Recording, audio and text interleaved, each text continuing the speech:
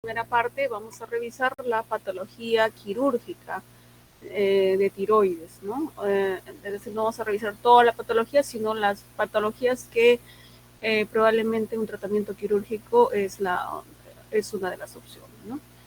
Vamos a ir revisando esta es la anatomía de la glándula, ¿no? Está situada delante de la tráquea, pero ustedes están viendo acá es un tamaño normal y la vascularización también normal, ¿no? Entonces, si esta glándula aumenta de tamaño por una causa tumoral, más específicamente, puede deformar esta glándula, y si es maligno puede invadir todas las estructuras que ustedes están viendo, ¿no? La parte de vasos, la parte de tráquea y un poquito más atrás la parte de esófago, ¿no? Entonces puede obstruir, comprimir la vía aerodigestiva, puede infiltrar los vasos, puede comprimir e infiltrar también los nervios que inervan las cuerdas vocales, obstruir, ¿no? Entonces eh, vamos a ir revisando a ver cada una de las patologías.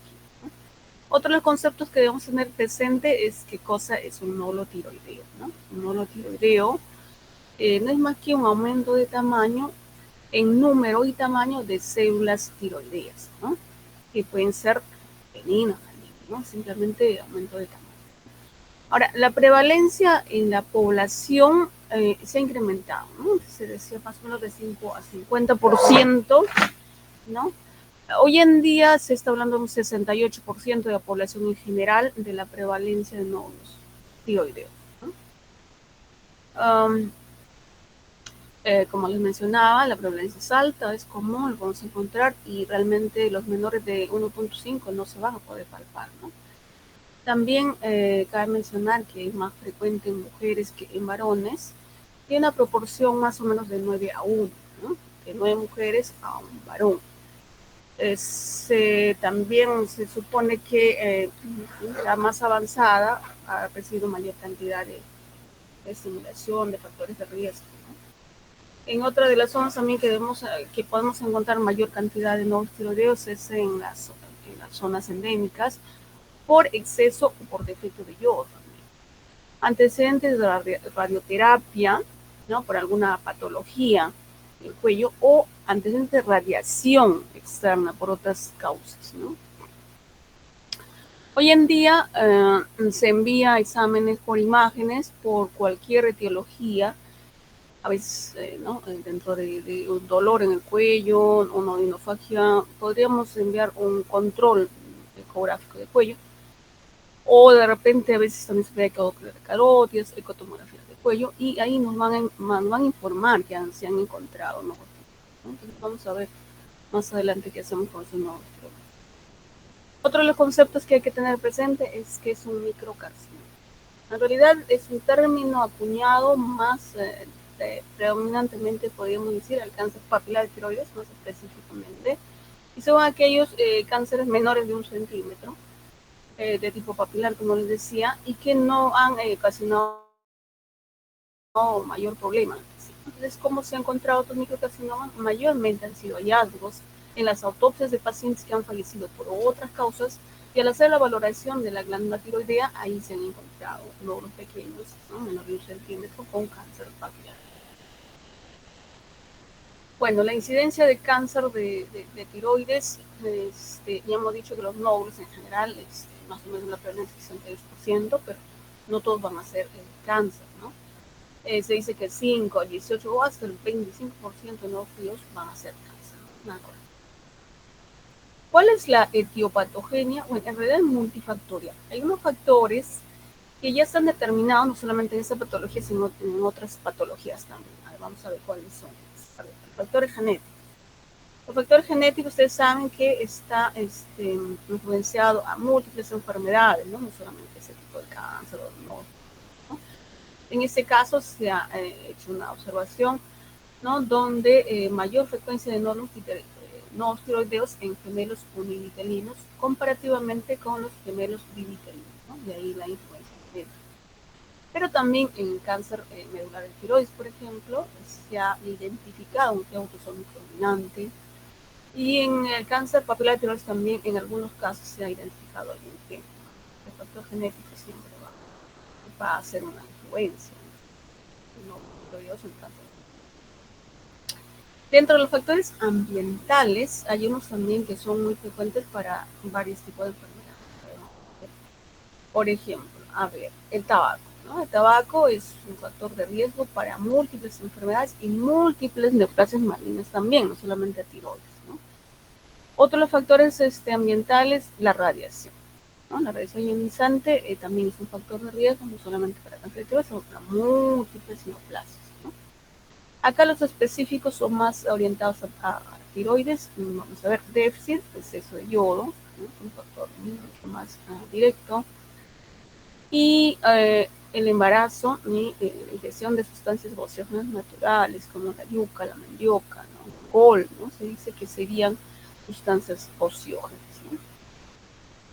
Y también algunos otros factores capaces de simular la proliferación de los tirocitos, de las células foliculares, como por ejemplo las interleuquinas F1, los factores de crecimiento derivados de fibroblastos de crecimiento epidérmico. Acá, para el caso de tiroides, la TSH no hay importancia, ¿no? De ahí es que vamos a hacer la primera valoración en caso de patología tiroidea en la dosaje.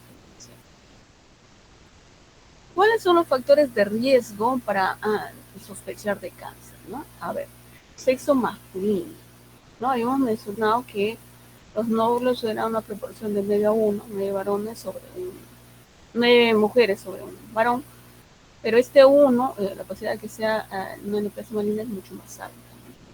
Extremos de la vida, menores de 20, mayores de 5. Si el nódulo es de crecimiento progresivo, ¿no? Puede ser que nuestros exámenes de repente nos salgan negativos, pero sigue creciendo, entonces hay que sospechar, ¿no? Hay invasión local, es un nódulo frío, proviene de repente de pacientes de zonas geográficas donde hay déficit o exceso de yodo, ¿no? Y en este caso están asociados más al cáncer por la tiroides. Y crece rápido, tiene antecedentes de radioterapia previa, o tiene antecedentes familiares de cáncer papilar o medular. Si es único, también la posibilidad de que sea cáncer es alta. Si es dura, poco móvil, hay ganglios, hay alteración de la voz, ¿no? Entonces, si la gamografía son fríos, entonces una alta sospecha de que puede tratarse de neoplasia maligna, ¿no? Entonces, aquí hay una relación entre la clínica y la alta o baja sospecha, ¿no? Vamos a la alta sospecha de neoplasia, ¿no? Dice crecimiento rápido, duro, poco móvil, alteración de la voz, un ganglio, son signos, ¿no? Clínicos de una alta sospecha de una neoplasia. Ahora vamos a este cuadrito que son los factores asociados al tipo de cáncer, ¿no? Entonces, habíamos hablado que la TSH es un factor importante y cuando la TSH está elevada, posibilidad que esté asociado a un cáncer papilar, ¿no? Las radiaciones también está asociado a cáncer papilar. En todo caso, o lo que es el yodo, tanto por déficit como por exceso, también están asociados al cáncer folicular de tiroides. Y el genético, sobre todo familiar, ¿no? A un gen autosómico dominante, pues, el cáncer medular. Hashimoto puede estar asociado a linfoma, fibrosis muscular. ¿Cuál es la clínica? A ver, habíamos mencionado que menor de 1.5 ni siquiera se puede palpar, entonces casi nadie se va a dar cuenta y además a ese tamaño no va a dar ninguna síntoma. Pero cuando ya está más grande, en ese caso sí, a veces en un examen de rutina o frente al espejo, el paciente puede notar alguna asimetría en un aumento de volumen, o de repente algún familiar le hace la observación, ¿no? Que tiene en el cuello hay una masa, hay una bola, ¿no?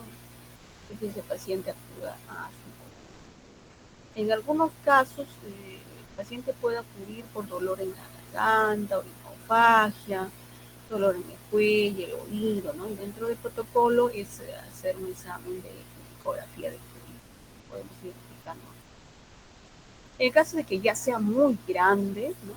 Entonces, va a obstruir, va a comprimir, ¿no?, la vía aerodigestiva. Entonces, lo que nos va a producir es dificultad respiratoria o linfagia, en el caso que es. En caso de que puedan infiltrar los nervios, ¿no?, sobre todo el recurrente, nariz recurrente, puede alterar la voz, puede haber una ronquera, puede haber una disfonía. Dentro del examen clínico, ¿no?, la inspección en primer lugar, ¿no?, hay que determinar, sobre todo que no sea hiper, ¿no?, porque hay signos que nos pueden caracterizar, como el tremor distal, ¿no?, taquicardia, palpitación, ¿no? En ese caso es otro tipo de signo. Entonces, el examen para palpar, podemos palpar, ¿no?, lóbulo izquierdo, lóbulo derecho, mecanismo, medir si se mueve, qué consistencia tiene, no. Y de ahí hay que hacer una evaluación de a qué grado estamos, ¿no? En 1A, en 1B, en 2, bueno, 3. Entonces, el 1A y el 1B son palpables, ¿no? Pero el 1A no es así, ¿no? Sí se puede palpar a 1.5, un poquito más. Y el 1B sí se puede visualizar, pero con belleza. Grado 2 sí es palpable y visible, y el grado 3 se puede ver a distancia. Tipos de nódulo tiroideo de acuerdo a su funcionalidad. Tenemos un nódulo frío, donde no va a producir hormonas, y un nódulo caliente, donde va a producir hormonas, ¿no? Entonces, esto va asociado más bien a un cuadro clínico de hipertiroidismo, y en las cuales podemos encontrar taquicardia, tremor distal, adelgazamiento, diarrea, nerviosismo. Podemos encontrar frente a un cuadro clínico de hipertiroidismo. En este caso, para saber si no lo frío o no lo caliente, ¿no?, nos ayuda mucho la cámara.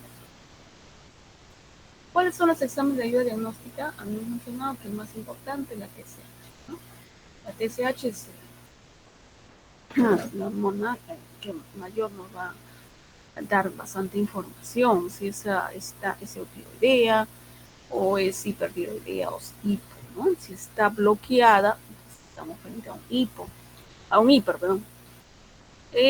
Completamos el test funcional con T4 libre y T3, ¿no? Dentro de los exámenes de ayuda diagnóstica por imágenes, la ecografía es el gol estándar para la glándula. Y si estamos sospechando de un tumor maligno, completamos con la BAF de Collier. Adicionalmente, podemos completar con tomografía helicoidal multicorte, sobre todo más, no sé, para extensión de enfermedad, para planificar tal vez una resección, qué estructuras se van a conservar, qué estructuras de repente están comprometidas, va a ser factible una resección o no, ¿no? No nos da un diagnóstico, una ayuda diagnóstica, pero sí nos ayuda más a planificar. Vamos a completar con otros. Aquí está la ecografía, ¿no? La ecografía nos va a dar importante información. Eso es de acuerdo a la ATA, ¿no?, la Asociación Americana de Tiroides, que nos da una descripción de lo que se encuentra a la ecografía. Ninguno es una valoración al 100%, por ejemplo, acá tenemos una imagen de ecografía donde dice que el 99% es posible que sea benigno, pero hay un 1%, menos del 1% de posibilidad que podría ser maligno, ¿no? Tenemos aquí un coloide, cístico, bordes regulares, ¿no? De esa característica, la posibilidad que sea benigno es alta, ¿no? Si nos vamos al extremo, una alta sospecha de malignidad, donde vamos a encontrar un nódulo hipoecogénico, bordes irregulares, vamos a encontrar calcificaciones, microvascularización periférica y central, ¿no? Entonces, todas las características nos van a hablar de una alta sospecha de neoplasia maligna, pero tampoco llega al 100%, llegando hasta el 90%, mayor de 70-90% la posibilidad que sean malignas. Siempre va a quedar un margen de posibilidad, aún en estas características, de que pueda ser. Entonces, acá resumimos en un cuadrito más o menos cuál es la sospecha o la especificidad en cuanto a cáncer, ¿no? Entonces acá, por ejemplo, vascularidad, aumento de la vascularidad, más o menos un 30% que puede haberse cáncer. Shunts arteriovenosos, ahí sí nos da una especificidad bastante alta, y más otras características, ¿no? Bordes irregulares, 86%, microcalcificaciones, 94%, bordes irregulares, 80%, ¿no? Comparativamente, da una mayor posibilidad de que estamos frente a una depresión. Bueno, y hoy en día ya hay otra clasificación, o sea, es tecnología al día, todo va cambiando y eso también va a ir cambiando. En otro cuadrito que hemos puesto anterior, se le ha puntuado, se le ha puesto una puntuación y de ahí han encontrado un score, ¿no? Y le llamamos TRATS, ¿no? Esta es de acuerdo a la Imaging Reporting, ¿no? And Data System, que es TRATS, bueno, como quieran pronunciar en castellano, en inglés. Y nos da lo mismo de la tabla anterior y acá nos dan como un riesgo de manejo, ¿no? Se pone una puntuación y de ahí a un score y de ahí va a salir, ¿no? TRATS 1, TRATS 2, TRATS 3, ¿no? Tenemos el 2, dice condición benigna. En ese caso dice 0% de malignidad. No es tan así, ¿eh? Estamos en el anterior, habíamos hablado de 1% de malignidad, ¿no? Y después el resto sí, ya podemos, se va a incrementar el riesgo de malignidad, ¿no? Entonces, 4, por ejemplo, tenemos en 4A, 50% de posibilidad de malignidad y el TRAS B que es altísimo, ¿no? Bien. Entonces se recomienda, pues, en ese caso, hacer una tiroidectomía, por ejemplo, lobectomía diagnóstica, ¿no? Para ver si estamos frente a un maligno o no. Ya los que son sospechosos, aquí están rojos, estamos ya catalogando como la posibilidad que sea altamente positivo, ¿no? Entonces, altamente en TRAS 5, no, probablemente maligno, mayor del 80%, ¿no? En TRAS 6, diagnóstico de malignidad. Hoy en día se hace ya la ecografía ecoguiada, ¿no? Antiguamente se hacía palpando el nódulo, hoy no, hoy se elige el nódulo más sospechoso y ahí se toma.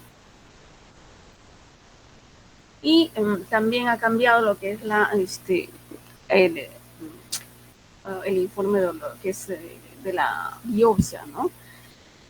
Antiguamente se decía sospechoso, malignidad, altamente compatible con nucleación. Hoy nos da esta valoración llamado sistema de informe patológico Bethesda, y nos va a dar también, se hace también lo mismo, una puntuación de acuerdo a características y encontramos una tabla, ¿no? Y al final nos va a dar la información. El otro era ecografía, ahora es ya la biopsia, ¿no? Entonces, si tenemos el 2, por ejemplo, dice benigna, ¿no? Pero antes de la mañana, hasta 3%, esto es ya la biopsia, ¿no? Entonces, si bien es cierto la posibilidad que sea benigna es alta, pero eso no significa que definitivamente no va a haber maligna. Sí va a haber, ¿no? Una posibilidad de 3%, ¿no? Que se use benigna. En el tipo 3 va a ser una atipia, ¿no? No nada determinado, entonces a veces se recomienda volver a hacer la biopsia. En el 4, Bethesda 4, es una neoplasia folicular, ¿no? Y entonces, en este caso, por ejemplo, la posibilidad de que sea maligna es de 15 a 30%. ¿Cómo saber si es benigno o si es maligno? A veces es muy difícil. Hoy hay marcadores tumorales, pero que tampoco llegan al 100%. O sea, no va a ser, sí, si sale esto va a ser maligno, si sale, no. Así se trabaja con ese riesgo de malignidad. Entonces lo que se recomienda es hacer la lobotomía quirúrgica, que sería como lobotomía diagnóstica, ¿no? Al final el patólogo nos dirá si estamos frente al 70% que es benigno o estamos frente al 30% que acá nos dice que es riesgo de malignidad. Entonces ahí tendremos la respuesta, ¿no? Y en el 5, que para nosotros siempre es sospechoso, y ya la mayor posibilidad que sea maligno, estamos llegando ya a 60, 75% de malignidad, ¿no? Manejamos como que si fuera un maligno, ¿no? Siempre existe esa posibilidad de que podría ser benigno.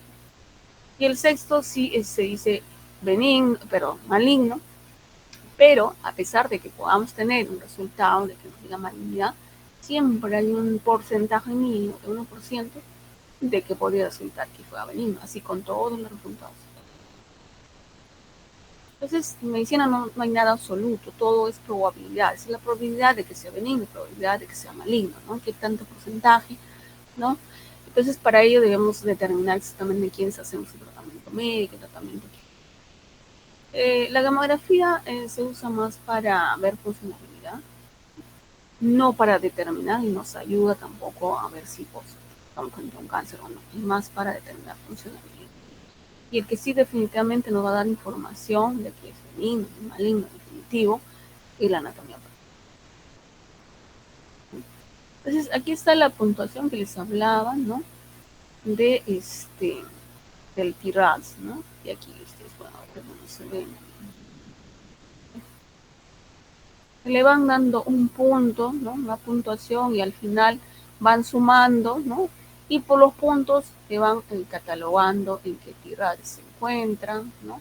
Entonces, aquí tenemos el 5, por ejemplo, altamente sospechoso, ¿no? Y se recomienda hacer la biopsia, ¿no? Si son mayores de 1 centímetro. ¿No? Y si son menores, no, o sea, nada, nada, ¿no? Y así sucesivamente. Si tenemos el benigno, vamos a ver, el TIRADS 2, no es sospechoso, no se recomienda hacer nada. Ok, bueno, entonces, ¿en quiénes vamos a plantear la evaluación y el tratamiento, ¿no? Debemos tener presente también la alta prevalencia en nuestra vida. Estamos hablando que llegamos al 68% más o menos actualmente, ¿no? Pero no todos van a ser cáncer. Entonces, el desafío hoy es enfrentarnos a decidir en quiénes usamos las técnicas actuales de diagnóstico y en quiénes se justifica una terapia de repente médica o de repente quirúrgica.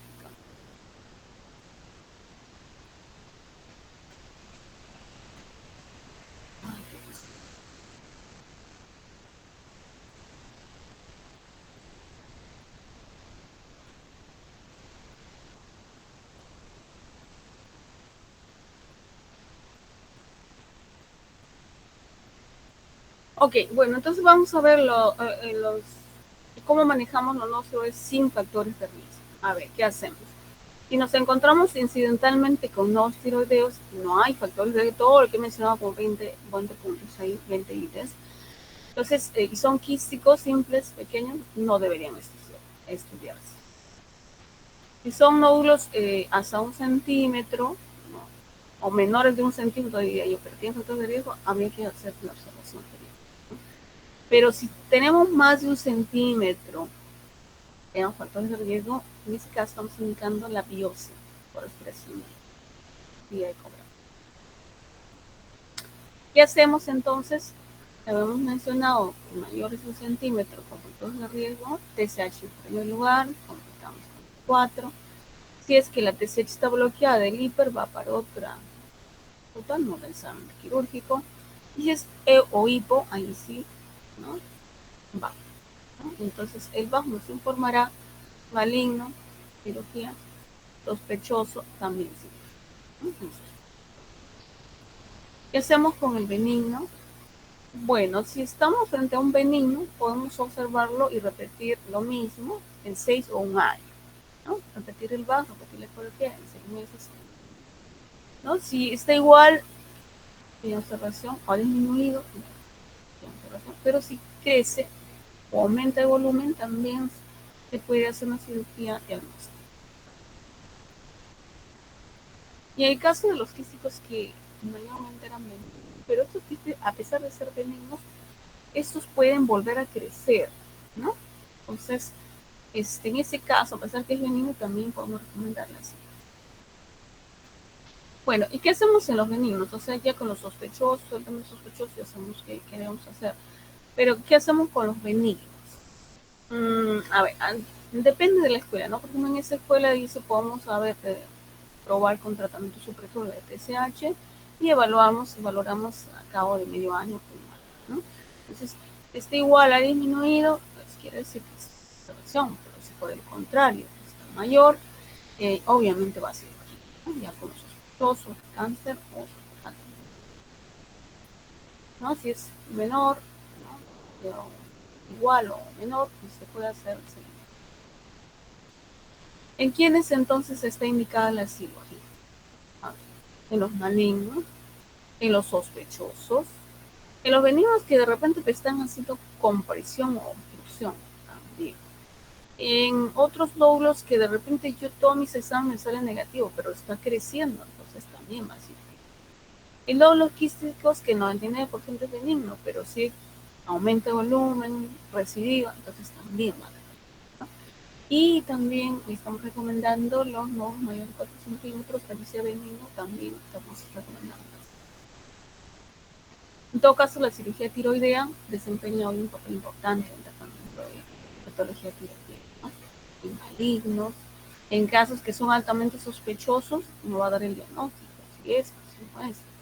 O de tratamiento también, ¿no? Por ejemplo, es benigno de repente quístico y está recurriendo, está reservando, también vamos. De resolución de tumores funcionales, esta es la última alternativa, por eso que no aparece, ¿no? En el algoritmo se iba para otro lado y era la última alternativa. Y con fines estéticos. Para fines estéticos habíamos mencionado que a 1.5 ni se palpa, de 2 centímetros ni se ve, entonces tiene que ser ya más o menos 4, 5 centímetros, a partir de 4 centímetros donde ya se puede visualizar. Entonces, a nadie le gusta tener una masa en el cuello, ¿no? Entonces, por cuestiones o fines estéticos también se puede hacer así, a pesar de que puedan ser benignos, ¿no? Entonces, ¿qué tipo de cirugía vamos a realizar, ¿no? Entonces, mayormente en los peces malignas, ¿no? Los sospechosos, hacemos una cirugía radical, ¿no? Eliminamos todo resto tiroideo, ¿no? En el caso de que sean benignos, ¿no? Hacemos una cirugía conservadora, conservamos la parte que está sana, ¿no? ¿Y esto con qué fin, no? Porque las glándulas paratiroides reciben vascularidad de los vasos tiroideos. Entonces, al eliminar aquí, ¿no? Los vasos tiroideos, toda la tiroides, las paratiroides van a sufrir su vascularidad y entonces pueden quedar desfuncionalizadas. Entonces, no solamente vamos a tener hipotiroidismo, sino hipoparatiroidismo. Entonces, por eso que en tumores malignos o altamente sospechosos hacemos una cirugía radical. En el resto, mayormente en la cirugía ¿no? Radical, total. Y si es benigno, mayormente es tiroidectomía conservadora, conservamos lo que está bien, ¿no? Y eliminamos solamente más. ¿Cuáles son las complicaciones de la cirugía tiroidea? Una de las complicaciones más severas es la crisis tirotoxicótica, lo que se ve en nódulos hiperfuncionales. De ahí que no es la elección un tratamiento quirúrgico, ¿no? Va a producir hipertiresia, taquicardia nerviosa, fallo cardiovascular, ¿no? De ahí que no recomendamos, ¿no? La cirugía para patología funcional, ¿no? Sobre todo en fase hipertiroidea. Otras complicaciones son la hemorragia, ¿no? La hemorragia intraoperatoria, postoperatoria, ¿no? Pueden ser muy severos, ¿no? Una lesión del nervio, puede ser infiltrado el nervio, puede quedar desvascularizada, puede quedar elongada, entonces queda desfuncionalizada, alteración de la voz, ¿no? Lesión del nervio laríngeo, hipoparatiroidismo, desvascularización o extirpación de las tiroides, perforación braquial, ¿no? Y aquí hay un estudio comparativo un poquito entre lo que es la cirugía radical y la cirugía conservadora, ¿no? Podemos ver que la cirugía radical, obviamente, las complicaciones son más altas que en la cirugía conservadora, y esto comparativamente de diversos autores, ¿no? El hipoparatiroidismo, que es alta en cuanto a radical, otro autor, y hasta el 7%, otro autor con llega hasta el 33%. La lesión del nervio también, ¿no? Llega a 4%, y 4.5%. De todas maneras, una tirotomía más radical va a conllevar mayor. ¿Qué tipo de nódulos tiroideos tenemos? Tenemos benignos, dentro de los benignos tenemos varios, ¿no? tiroide, adenoma, hiperfuncionante, tiroides moto. Y vamos a entrar lo que de repente no más nos interesa, lo que es la neoplasia maligna, ¿no? En cuanto a neoplasia maligna de tiroides, vamos a tener los cánceres diferenciados de tiroides, que son los que se van a originar de los tipocitos, de las células foliculares, ¿no? Y dentro de ellas tenemos tres. El más importante y el más frecuente, se podría decir, es el papilar, ¿no? Que representa más o menos el 80% de todos los cánceres de tiroides, ¿no? Y ese que vamos a tocar hoy en día, ¿no? En segundo lugar está el folicular y en tercer lugar el HER2 en cuanto a cáncer diferencial. Otro grupo va a corresponder al cáncer medular y hay un grupo solamente para que lo conozcan, los cánceres diferenciados. Vamos a ir tocando cada uno de los cánceres, pero antes, cuando hablamos de tumores malignos, lo primero que debemos hacer es estadiar, ¿no? Para ver qué tratamiento le podemos ofrecer, ¿no? Tratamientos combinados, únicos, ¿no? Entonces, para ahí tenemos que estadiar. Y tenemos que valorar primero la T, ¿no? ¿Qué es la T? La T1 mayormente está relacionado a menor de 2 centímetros y que esté limitado a la tiroides, que no hay cervical. Hay T1, T2, sí, T1 menor de 1 centímetro y el T2 de 1 centímetro. Los dos deben estar solo limitados a tiroides. Después tenemos el T2, ¿no? Que puede ser de 2 a 4 centímetros, pero también intratiroideo. Y el T3, que puede ser mayor de 4 centímetros, o en su defecto, si ya salió de la cápsula tiroidea, así sea un nodo pequeño, también es un T3, ¿no? Y el T4 se ha invadido, invasión vascular, puede ser de repente muy pequeño, pero ya invadido. Hay neoplasias malignas de tiroides que son muy agresivos, muy rápidamente salen de tiroides en metástasis, ¿no? Metástasis locorregional. Entonces, puede ser pequeño para invasión vascular, ya es un T4. Ese es el T. El N, que es la metástasis ganglionar. El 1A, cuando estamos muy periféricos a la tiroides, ¿no? 6, el 7, ¿no? Están ventrales, petraquiales, podríamos decir. No, o la metástasis ya se ha ido tanto más regional, 2, 3, 4, 5, N1B. Y la metástasis que ustedes saben, metástasis a distancia o no hay metástasis. Y con ello vamos a hacer el estadio, ¿no? En tiroides hay varios factores, adicionalmente al T, adicionalmente al N, hay otros factores que van a influenciar en cuanto al estadio. En este caso, por ejemplo, estamos hablando solamente de cáncer diferenciado de tiroides, toro diferenciado. En este caso hay dos clasificaciones. En los jóvenes, podemos decir, adultos jóvenes menores de 55 y los mayores de 50 años. En cuanto a los adultos mayores de 55 años, se va a comportar como cualquier cáncer que ustedes conocen de repente y lo van a ir repitiendo a lo largo de todo el capítulo, ¿no? Pero lo que va a ser diferente son en las personas, podemos decir jóvenes, ¿no? Menores de 55 años, donde solo vamos a llegar a un estadio 1 y estadio 2. En el estadio 1, por ejemplo, puede ser cualquier tipo de tumor, ya hemos visto 1, 2, 4, cualquier N, pero eso sí, metástasis. Creo que fue un error, ¿no? Aquí es metástasis 1, ¿ya? En estadio 2, ¿ya? Cuando así hay metástasis. Ya, y los mayores de 55 años sí van a comportarse como cualquier tumor que seguramente lo van a revisar más. En cuanto ese es el cáncer diferente de tiroides. Este es ya otro tipo de cáncer, habíamos mencionado cáncer medular de tiroides. En este caso también el comportamiento es muy similar a todos los cánceres que van a ir revisando a lo largo de este, ¿no? Más bien vamos a ir, no tiene nada que ver con la edad, no tiene nada que ver con nada, ¿no? Se comporta como cualquier cáncer que ustedes van a revisar. Lo que sí es diferente es el anaplásico, y en este caso es el otro extremo, ¿no? Aquí todos están catalogados de 4, estadio 4, estadio avanzado, que sean pequeños, así sean, ¿no?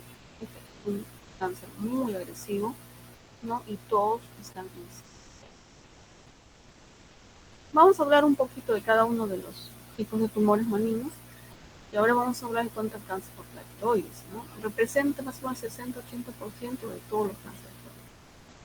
70% es unilobular, pero vamos a tener 20% multidente y 20% pueden ser bilaterales. Por eso que habíamos dicho que no recomendamos magnesia radical si ya tengo un diagnóstico de que es un cáncer. La diseminación es predominantemente linfática y esto representa el 50%. Entonces, significa que podemos encontrar metástasis ganglionar, más o menos el 50% de casos, ¿no? Mientras que la metástasis a distancia por vía hematógena es menor, más o menos representa el 5%. ¿Por qué le llamo papilar? Porque dentro de la histopatología se presenta, ¿no?, la presencia de papilas, Dentro del tratamiento tenemos varias alternativas de tratamiento complementarios, ¿no? Uno de ellos va a ser la cirugía, ¿no?, que puede ser tirotomía total, ¿no?, si hay ganglios también. Podemos completar, ¿no?, si es de alto riesgo de recurrencia, con radioterapia con yodo, ¿no? Y podemos completar todavía nuestro tratamiento con hormonoterapia supresiva posterior a recibir todo esto. Entonces tenemos tratamientos complementarios múltiples, ¿no? Hormonal, radioterapia, cirugía, no sé si podemos complementar. Pero el papilar, a pesar que tiene buen pronóstico, algunos no van a evolucionar como tal. Hay factores que nos pueden hacer ver como factores positivos, por ejemplo, son mujeres entre 21 y 55 años, con óvulos pequeños, menor de 1 centímetro, entre ellos un solo poco, esos son pronósticos favorables, ¿no? Más por el contrario, si le dan mayores de 55, de 20, extremos de la vida, el paciente es varón, el tumor es más de 4 centímetros, una de la cápsula, hay metástasis a distancia. Entonces, estos son factores negativos, es decir, que va a volver a aparecer el tumor. Vamos a ir a otro tipo de cáncer diferencial de tiroides, es otro tipo, el segundo tipo de cáncer folicular. Este va a representar solo el 10 al 15% de todos los cánceres tiroides, pero es mucho más agresivo que el anterior. Y esta la vamos a encontrar más en zonas endémicas por déficit de exceso de yodo, por ejemplo. La diseminación en este caso más es diseminación hematógena, se va a dar metástasis a distancia. Por ello, de repente recibirá más el tumor, ¿no? Va a dar metástasis el 20% de los casos, especialmente a huesos, a pulmón, a cerebro. La diseminación linfática en este tipo se dice que es rara, ¿no? Mayormente dan presentes, ¿no? En este caso no vas a tener la cirugía, también tenemos la opción de la radioterapia con 231 y vamos a completar con la hormonoterapia. El carcinoma de Harter también es otro cáncer diferencial de tiroides, mucho más agresivo que el anterior, y ese también da metástasis a distancia. La denominación es predominantemente hematógena y la mortalidad mucho. Aquí también la cirugía. Bueno, entonces el tratamiento en cáncer diferencial de tiroides es quirúrgico, ablación con yodo. También tenemos que podemos completar con inmunosupresión, con radioterapia, fototerapia, ¿no? Y poco es un seguimiento de la persona, ¿no? Entonces, hay factores de bajo riesgo de recurrencia, y si es papilar, milímetros, está localizado en la tiroides, no hay metástasis, entonces bajo riesgo puede volver a pasar. Alto riesgo, mayor de 45, si es folicular, es otro lógico, ¿no? 4 centímetros, ya ha salido de la tiroides, hay metástasis en alto riesgo. Este es un cuadro similar de resumen de lo que hemos visto, riesgo, alto riesgo, ¿no? Es lo mismo que vamos a entrar a otro grupo de cáncer medular de tiroides y estas ya se van a derivar no de los tirocitos ni de las células foliculares, sino de las células parafoliculares. Estas células parafoliculares se derivan de la cresta neural, eso es otro tipo, ¿no? Entonces, y van a producir hormonas como la calcitonina. Entonces, este se va a comportar de repente como un marcador tumoral. Si usamos calcitonina, estamos sospechando que este tipo de cáncer, puede ser que no sea dosis elevadas, ¿no? Este cáncer es más agresivo, o sea, cada vez que vamos subiendo, subiendo de agresividad. Este es mucho más agresivo que todos los anteriores y que el anterior también. Si bien es cierto, su crecimiento es lento, pero se disemina muy rápido. Tienen una metástasis linfática 75%, muy alta, y una diseminación hemática del 50%. Es muy alta. Y es el que está asociado a un gen autosómico en el 80% de casos, sobre todo en lo que es el cáncer familiar, ¿no? Pero hay un 30% que no. Este cáncer medular, aparte, ¿no?, de calcitonina, puede estar asociado a una neoplasia endócrina múltiple, ¿no?, que estamos en el 2A o en el 2B, que está asociado en un 2A, por ejemplo, a hiperparatiroidismo, cáncer medular de tiroides y hipertiroidismo. Y el MEN2B está asociada también a hiperpara, cáncer medular de tiroides y síndrome de Marfan.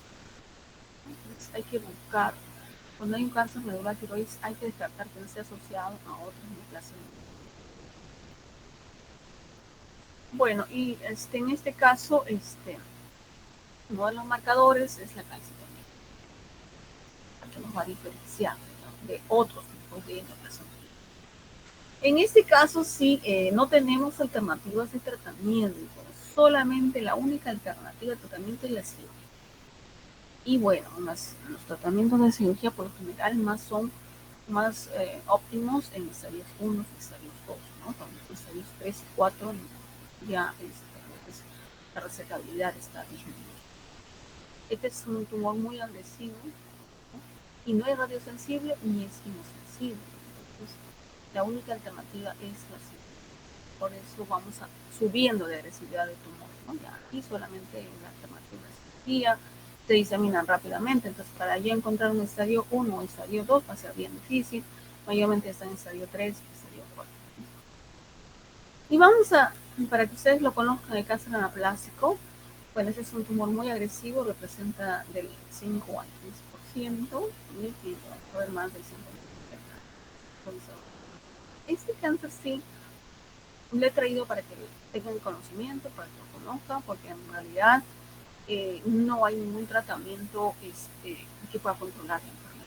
Es un tumor que crece rápidamente, invade localmente, va a invadir la vía digestiva, los vasos, todo lo que encuentren a su paso va a invadir, va a metastazizar por todo el cuerpo a distancia, no capta ayuda, no tenemos ese tipo de tratamiento, no es radiosensible, no es biosensible, no se puede hacer nada con la cirugía, no hay ningún tratamiento que pueda controlar un tumor que es rápido, y por eso decimos que todos están en estadio avanzado, todos están en estadio 4. Una supervivencia media en realidad es de 6 a 2 meses. La evolución es mortal, un tumor muy, muy agresivo. Entonces, el tratamiento paliativo, un tratamiento es radiosensible, no hay radiosensible, y todo el tratamiento orientado a lo que es paliativo.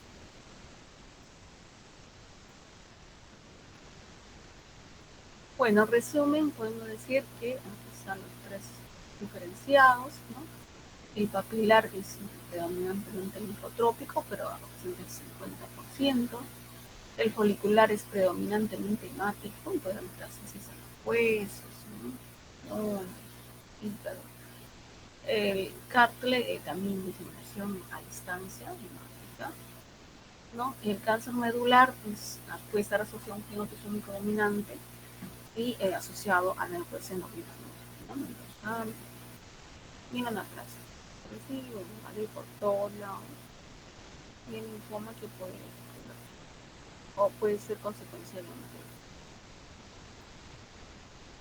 Bueno, en resumen, el tratamiento del cáncer de tiroides, podemos decir, ¿no?, el papilar, que representa más o menos 80% por cáncer posteriormente, porque es el único que tiene alternativa de tratamiento complementaria, como cirugía radical, hormonoterapia supresiva y terapia adyuvante, como tener con 231 y hasta podemos usar, ¿no? El folicular también es diferenciado y podemos usar también lo mismo, ¿no? Y aquí está el malular de tiroides que ya solamente nos da la única alternativa en la cirugía, ¿no? El resto no, la anaplada y el resto solamente. ¿Alguna pregunta hasta aquí?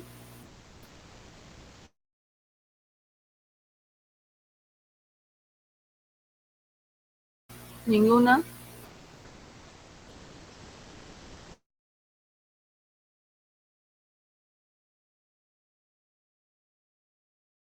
Bueno, vamos a entrar entonces a otra parte que es paratiroides. Habíamos mencionado en la primera parte más asociada a las cirugías de tiroides, ¿no? Que podían quedar desfuncionalizadas, que pueden quedar desvascularizadas y que pues, nos podía dar una hipopara, ¿no? En este caso, no precisamente vamos a hablar de eso, sino vamos a hablar de la patología propiamente dicha de estas glándulas. ¿Qué patología vamos a encontrar en estas glándulas? Solo para que lo conozcan, mayormente son cuatro, están dos en los polos superiores y otro en el polo inferior, se vascularizan las tiroideas, ¿no? Y afecta del 0.1 a 2% de la población, ¿no? Y el más frecuente asociado a la paratiroides es el hiperparatiroidismo primario, debido a que a un adenoma. Mayormente el 85% de casos puede deberse a un adenoma. Una de las glándulas está hiperproduciendo paratonina, ¿no? Pero también puede darse la hiperplasia, ¿no? Que representa el 10%, que en ese caso la hiper podría darse porque las cuatro glándulas han aumentado volumen y las cuatro están para ti. Entonces, esa es la hiperplasia y la debemos en las patologías que podemos encontrar de hiperparatiroidismo. Había mencionado también que el hiperpara está asociado a MEN, MEN2A, MEN2B, ¿no? Y también está asociado a MEN1, que es el hiperparatiroidismo más prolactinoma más tumor de páncreas con insulina.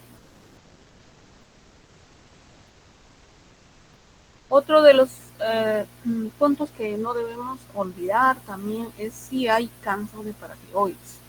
Son más raros, pero también existen. Y también es una causa de hiperparatiroidismo. Si la producción hormonal es muy, muy alto, y hay factores de riesgo de repente, entonces entendemos que sospechar. La incidencia es baja, pero hay que tener presente con hiperpara, podríamos estar presente a una cáncer.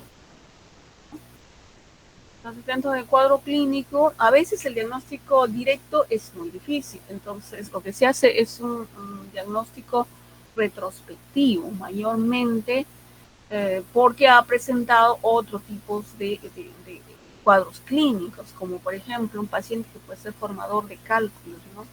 En la cálculos en la vesícula, con cálculos puro litiasis, ¿no? O de repente hay otros que vienen con fracturas patológicas, entonces nosotros empezamos a buscar retrospectivamente por qué ha sucedido eso, ¿no? O de repente otros con marcada fragilidad, debilidad muscular, por algunos casos que hemos tenido a veces pacientes con pancreatitis, se le ha hecho estudio retrospectivo, ¿no? Entonces se le encuentra hipercalcemia, hiperpara, entonces hiperpara, a ver dónde está ese doctor y así retrospectiva un poco. Si nosotros estamos de ayuda diagnóstica, lo que vamos a pedir es PTH, calcio sérico, calcio marino y fósforo. Dentro de los exámenes por imagen, en realidad se encuentra el gol estándar, la sexta que mencioné, ¿no? Los otros son más complicados. Algunos no los pueden identificar, ¿no? Entonces, esta imagen es el gol estándar para patología de paratiroidismo. Como por ejemplo pueden ver acá, ¿no? Paratiroides ectópica, intratorácica, por ejemplo, ¿no? Entonces, hay indicaciones de tratamiento quirúrgico. A ver, y el tratamiento pues, es el único médico para lograr la curación. Entonces, vamos a ver qué tipo de tratamiento. A ver, ¿en qué indicamos tratamiento? A ver, con el calcio está superior a, más o menos menor a 0.4 normal, bastante bajo, ¿no? Tal vez se puede observar. ¿No? Pero si está mayor a 0.4 ya indicamos eso. ¿No? Pacientes asintomáticos, por ejemplo, están entre 0.4 y 0.9, ¿no? Y su score de densidad de masa ósea es menor de 1, por ejemplo, se podría observar. Si es mayor, mayormente se indica así. ¿Qué hacemos con el adenoma de paratiroides? ¿No? Se puede hacer una paratiroidectomía subtotal. ¿Qué significa? Extirpar la glándula que está comprometida y dejar pues las que están tres normales. Pero, ¿qué hacemos con la hiperplasia, donde todas están hiperfuncionando y todos están produciendo? ¿No? Entonces, en ese caso se puede hacer la paratiroidectomía casi total, que consiste en extirpar 3 de ellas y dejar una a la mitad, ¿no? Porque si no iríamos al otro lado, al hipo severo, ¿no? Entonces, para tratar de conservar la funcionalidad se puede dejar una de ellas, ¿no? La mitad. O en todo caso, también se puede hacer la paratiroidectomía total más autotrasplante.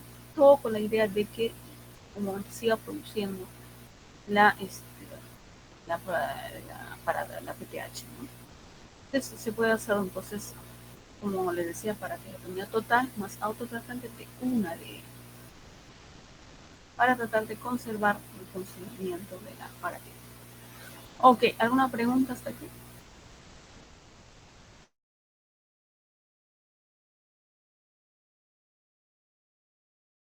Todo claro, doctora. Ok, bueno, vamos a tener unos 5 minutos de receso para proseguir con la segunda clase, por favor.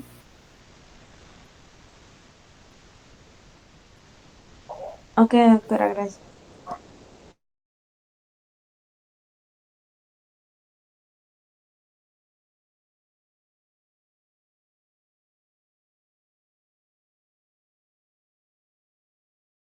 De la clase, vamos a ver un grupo de enfermedades congénitas quirúrgicas en la región de cabeza y cuello. Vamos a ver acá una lista y de ello vamos a ir revisando una a una, ¿no? ¿Qué patología congénita podemos tener? La primera es el quiste de conducto tiroidoso, ¿no? Una malformación. El conducto tirogloso es el conducto por donde se desplaza la tiroides de su origen hasta su posición normal que nosotros conocemos, ¿no? La petraquial.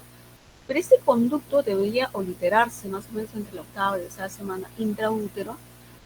Pero, ¿qué pasa en este tipo de pacientes, no? Este conducto queda virtualmente permeable, pero no se hace evidente, sino hasta la primera década de la vida en algún momento, y va a aparecer esto, ¿no? Una masa humentoniana, mayormente en la primera década de la vida, ¿no? Pero puede aparecer en todo este trayecto, en todo este trayecto que ustedes están. Obviamente que el 80% se va a dar más o menos a nivel del hueso medio, ¿sí? Se ve más o menos en la región submentoniana, ¿no? Patología benigna de la línea media de la primera década de la vida y varones y mujeres en la misma, ¿no? El conducto tirogloso de los verás incrementado y no sucede. Entonces, este conducto es por donde va a pasar la tiroides y en algunos casos vamos a encontrar restos tiroideos, ¿no? En ese conducto y estos se pueden también producir hasta neoplasias. Y la persistencia de la permeabilidad del conducto es lo que en algún momento va a ocasionar un quiste, ¿no? Que se llama quiste del conducto tiroideo. Entonces, ¿cómo lo vamos a evaluar? Vamos a ver acá, así, ¿no? Un tumor en la línea media del cuello, más o menos subentoniano, y en la primera, o sea, los niños más frecuentes. Se puede ver en adultos, es mucho más raro, ¿no? De que puede haber, pero lo que más se ve o lo que más encontramos es en los niños en la primera década. Entonces, lo que podemos ver es una masa, ¿no? Cervical anterior, submentoniana, Y lo que sí va a ser característico es que va a seguir a la movilización de la lengua, ¿no? Si uno le dice saca la lengua, pulsa la lengua, se va a ascender, y al retruir la lengua, esto va a descender. Es una de las características más importantes de este tipo de patología, ¿no? Dentro de los exámenes de ayuda diagnóstica, siempre hay que determinar la posición tiroidea, porque puede haberse quedado en ese transcurso la tiroides, ¿no? Entonces, hay que, tanto la ecografía como la gamografía, que sea orientada a lo que es tiroides y adicionalmente al ¿no? Se puede completar con biopsia con expresión clínica fina, y nos pueden dar cristales de colesterol. La tomografía también nos ayuda para delimitar, lo que estamos viendo, ¿no? De qué consistencia es, a qué está, ¿no? Entonces, está muy cerca de los hioides, ¿no? Nos ayuda a planificar. Diagnóstico diferencial con todos los tumores que podemos tener en la región cervical anterior. Puede ser tiroides ectópica, puede ser ganglios inflamados, o neoplásicos también, puede ser lipoma, puede ser quistes intelectuales, histerodermoides meridiano, bueno, hay que hacer diagnóstico diferencial con todas las patologías que podemos tener, ¿no? Una vez hecho el diagnóstico ya de quiste tiroglobso, ese tratamiento quirúrgico, y aquí hemos puesto operación de Sistron o Sistran, que significa eliminar o sacar el cuerpo del hígado, ¿no? Así se llama, y es una operación de Sistron. Entonces, eliminar el cuerpo del hígado, porque vamos a mencionar que el 80% está ubicado a más o menos a ese nivel, y bueno, si no se elimina este cuerpo del hioides, probablemente pueda resultar. Esta es otra patología congénita, consecuencia del primero. ¿Qué pasó? Aquí este tiroglotto se infectó. Entonces, cuando se infecta, se acceda, hay que drenarlo o se drena solo, ¿no? Entonces, va drenando, ya pasó, ya se le da el tratamiento y sigue drenando y sigue drenando. Un absceso normal, bueno, cierra o termina el proceso infeccioso y va cerrando, ¿no? Entonces, en este caso, no, sigue drenando una secreción mucosa. Entonces, ¿qué es lo que puede ser? Es una fisioconducto quirúrgica. El tratamiento es similar, ¿no? Hay que hacer la fistulectomía, o sea, retirar todo el conducto y retirar el cuerpo del hioides para evitar recurrencia. Esta es otra patología congénita, es un quiste branquial, es una malformación del aparato branquial. Se presenta entre la segunda y tercera década de la vida, y de todas las enfermedades congénitas que vamos a ver, creo que hoy es el único más frecuente en varones, ¿no? Entonces están viendo, está lateral, no se asocia a la depresión, quizá del ente no tenga un estopeo debajo del ángulo de la mandíbula, ¿no? Entonces es una malformación del aparato branquial que corresponde a la segunda bolsa branquial, ¿no? Que para tercera y cuarta semana de vida. Hay otra teoría que dice que las amigdalitis y la faringitis, el epitelio escamoso va a llegar por vía linfática a los ganglios y de ahí va a empezar a crecer y va a formar. Hay 4 tipos, ¿ya? Un tipo 1 bastante superficial, en el borde anterior del esternocleidomastoideo, un tipo 2 que va a estar adyacente a los grandes vasos, un tipo 3 que ya va a pasar entre carótidas, y un tipo 4 que ese es la faringe. Vamos a ver las imágenes, ¿no? Aquí, un tipo 3, ¿no? Pasando entre, ¿no? Y dentro del cuadro clínico, digamos, pues es una masa lateral, ¿no? Delante del esternocleidomastoideo, debajo de la mandíbula, no se moviliza en la deglución, blando, redondeado, la piel está normal, crecimiento lento. Su tamaño puede variar, ¿no? Dependiendo del tamaño puede obstruir la vía digestiva, entonces nos puede dar disfagia, dificultad en la deglución, la respiración, ¿no? Es sensación de cuerpo extraño, voz involada, hipnolalia, ¿no? Y dentro de los exámenes de ayuda diagnóstica de inicio tenemos la ecografía, y obviamente en cuello siempre usamos la tomografía con sustancia de contraste, ¿no? Entonces, la tomografía nos va a dar una masa hipocaptante, pero con realce periférico. Pero si tomamos la resonancia magnética, nos va a dar una imagen quística, donde nos va a dar una imagen hiperintensa, sobre todo en T1. Podemos completar con el BAF, ¿no? Que nos puede dar tisores de colesterol, patología. Y el definitivo es la anatomía patológica. Aquí tenemos los tipos, por ejemplo, acá un bastante superficial, tipo 1, un tipo 2, adyacente a un tipo 4, miren cómo está utilizando la vía digestiva, que puede poseer dificultad respiratoria, linfática. Dentro del diagnóstico diferencial, con todos los tumores que podemos tener en cuello, desde en primer lugar ganglios que podemos tener, quistes de las glándulas submaxilares, puede haber también quistes de dermoides, puede haber tumores vasculares como el glomo carotídeo, puede haber linfangiomas, quistes de repulsión, hemangiomas, lipomas, tumores malignos como cardiomastoma, linfoma. En realidad, el diagnóstico diferencial hay que hacer con todo tipo de tumor que vamos a encontrar. Una vez hecho el diagnóstico, ya hacemos un planteado su tratamiento quirúrgico y es la extirpación completa por vía externa. Pasamos a otra patología congénita, los hemangiomas, ¿no? El término de hemangioma procede literal del griego, que significa tumor de sangre. Eso se da por un crecimiento descontrolado de las células que forman los vasos sanguíneos.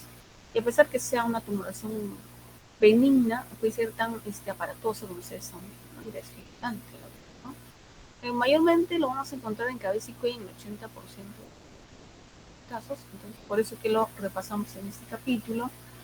Y bueno, el 30% lo podemos ver al nacimiento, pero el resto pueden ir apareciendo, sobre todo se pueden hacer evidentes hasta el primer mes de vida.